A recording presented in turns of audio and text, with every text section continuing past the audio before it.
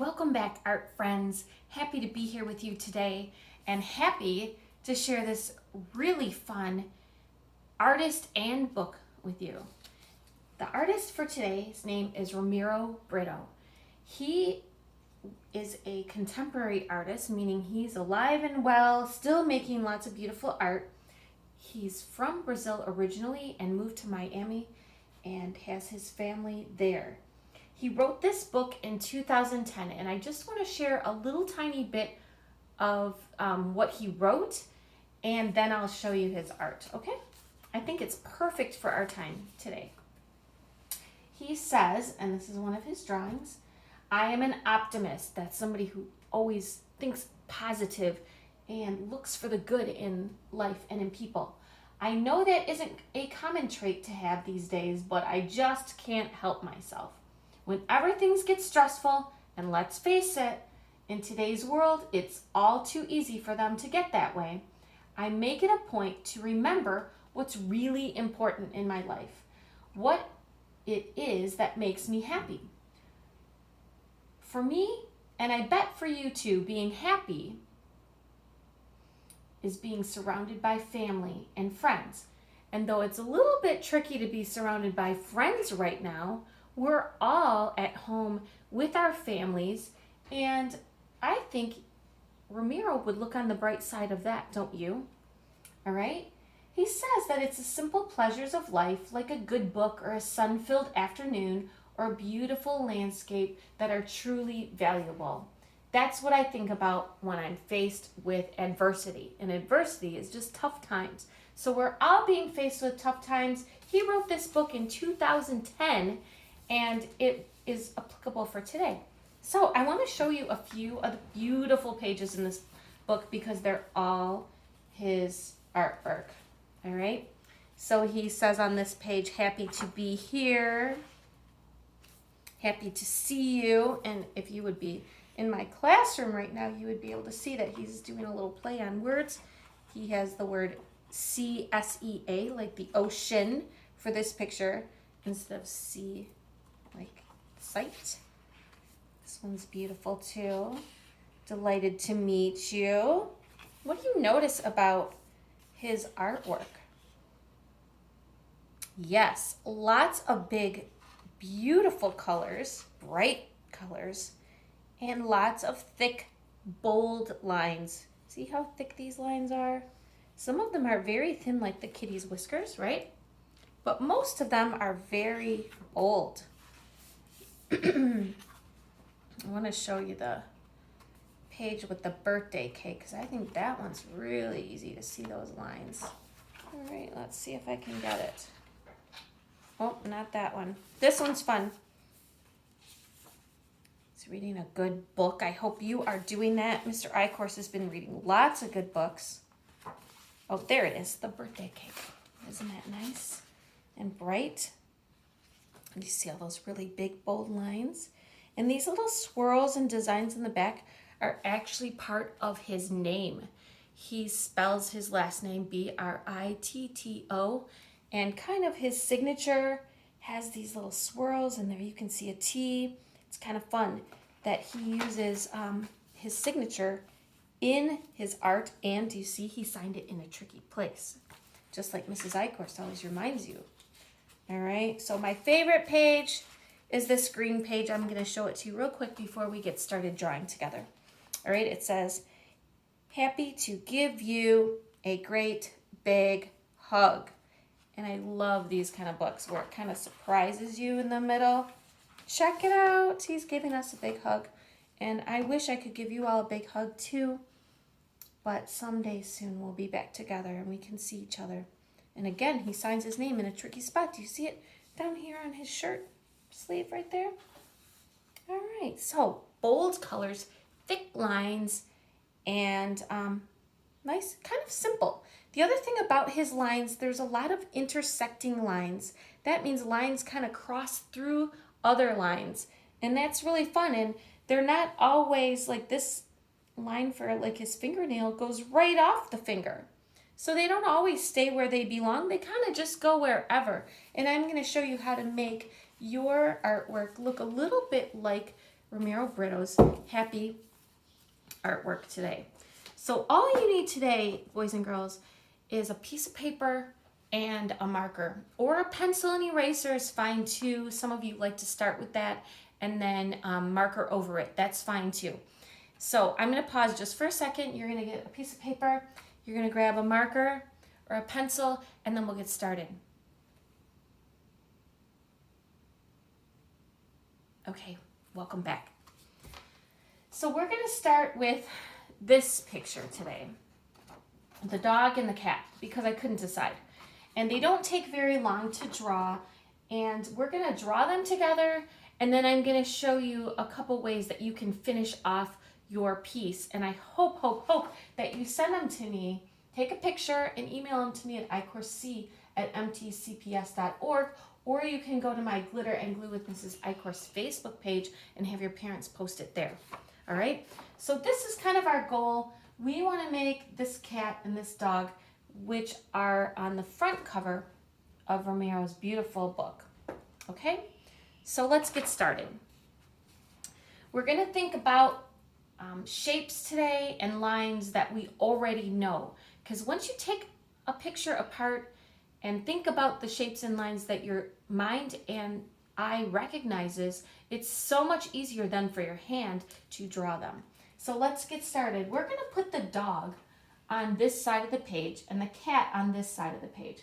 So I'm going to start with the dog, and the dog's nose is actually kind of pointy like a cat nose, and it looks like a triangle in his picture. So I'm going to put a nice triangle almost touching the top of my page, just so I make sure I have enough room for his body. All right, so the triangle we know. Under that triangle, on the left side, we're going to make kind of a curved line. That's kind of his neck, his chin and his neck. So I'm just going to kind of make a curved line. Okay? And on this side, I'm going to make the top of his head actually quite straight, but it's going to go diagonally down, about the same as his curved chin, and it's going to stop. So we have a triangle, a curve on this side, and a diagonal line on this side. Next, I'm going to work on his ear, and it's really just the letter V, but it's on its side. So I'm going to go out and down. All right, are you with me? Under his nose, right across from his ear, is a circle, because Romero seems to like his cats and dogs and people even to wear bow ties, which is kind of fun. So I made that circle right under his nose, across from his ear. All right, on this side, I'm going to make a diagonal line toward the circle, another one toward the circle, and this is his bow tie. Okay? I'm going to do the same thing on this side, boys and girls. Out, out, and down. All right. Next, I'm going to add the little collar, or maybe it's just the back side of his bow tie. And now we have our dog. And I'm going to give him a little smile. He seems happy. And he should be, because he's a Romero Britto dog. All right, so that's easy. We have the dog's head, and we're looking good, aren't we? All right, and if you have to stop and pause the video because you need to erase or adjust a line, don't worry, it's okay. Just pause and come back. All right, now I'm going to make his belly, and this dog's belly is kind of like, maybe like the letter, I was thinking J, but that would be backwards, so not a J. I don't know. Just kind of a curvy belly. All right, so he has a nice full belly. Maybe he just had lunch and that's why he's so happy. That's why my dog would be so happy. All right, Allie. Now we're gonna draw his back leg, all right? And it's just like the letter U, but it's on its side again. Just like the V was on its side up there, the U is on its side right there. And notice that it crossed over his belly. That's Romero Britto's artwork. He has a lot of intersecting lines. Remember, they cross over each other, and it's okay. That's just how it is. All right? Now I'm going to connect the bottom of his ear, his bottom, and his leg and his paw. So it's just going to be a nice curved line. And this one is going to be kind of like a J. Right? Down and curve. And it connected. All right? And if yours doesn't line up perfectly, it's okay, because we're going to go back over this again and make the lines really thick and bold. Remember, I said that's one of the signs of his artwork. When you're looking at art around the world, you might notice his artwork stands out for that reason. Bold, thick lines and bright colors. All right? And his dog has one more line. That's that kind of the hip line. So I'm going to add that. And it's another curved line like a rainbow. And it stops at his paw, actually. So there we go. There's the doggy. And he does have a little tail. I forgot about that. We can't forget that. And it is kind of on his back, and it's kind of this curvy triangle. All right. It's just a little stubby tail wagging back there. All right. So there's our dog. Next to the dog is Britto's cat. Do you see that cute cat? Isn't he adorable? We're going to make him next. And he doesn't take too long. So we're going to start with the top of his head. So somewhere over here, boys and girls, I'm going to just make a nice straight line. Like I was going to maybe make a rectangle or a square. On top of that straight line, I'm going to make a triangle for this ear and for this ear. All right, so I have two triangles. Under that straight line, I'm going to make two parallel lines right under his ear. And parallel means they're opposite sides, but they're going in the same direction. So they're not going this way and this way. They're both going straight down, parallel to each other. About the same distance between. All right? So we have two triangles, and it looks like we're making a rectangle, right? But cats' faces really aren't rectangle. They're kind of pointy. And so I'm going to go down in a V shape, or like an arrow. Here and there. Okay, so you got that? Now we have his face. I'm going to add his super happy rainbow shaped eyes. A traditional cat triangle nose. Right, with the point of the nose goes down toward his chin. And these two little, one J and one backward J shape for his mouth. All right, so now we have his head. And next we're going to work on the bow tie again. So under this angled line, we're going to add a circle, but it's not a real circle because it's not going to close. It's going to bump right into that angle. All right, so now we have a circle, or almost a circle. And I'm going to finish the bow tie by adding two parallel lines again, just like his head. And these two are going to be diagonal because the bow tie is always a little bit of a diagonal shape. All right, so now we have our doggy with his bow tie. Our kitty has a bow tie. And now we're going to work on the cat's body.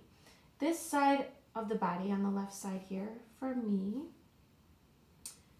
we're going to add another curve like the belly of the dog, okay? So it almost looks like a hook or a backwards J. All right. I'm going to add a line straight down from the middle of the bow tie, and I'm going to stop. And I'm going to put a J on this side or a hook. And I'm going to stop. So it's symmetrical so far, isn't it? Now the middle here is just going to be like one U and two U's. All right, one U here connecting to the middle line and the second U right here. All right, now it almost to me reminds me of an upside down heart, right? You can almost see the heart shape, right? On this side of Romero's cat, you got it? Okay, good. This side of Romero's cat, there's just a straight line. We don't know why. He just puts it there. On this side of Romero's cat, there's kind of a curvy line, and he just puts it there. Okay, and there's a little bit of a reason you'll see when I show you the finished product, okay? Next is the tail, and this is a little tiny bit tricky. So let's break it down.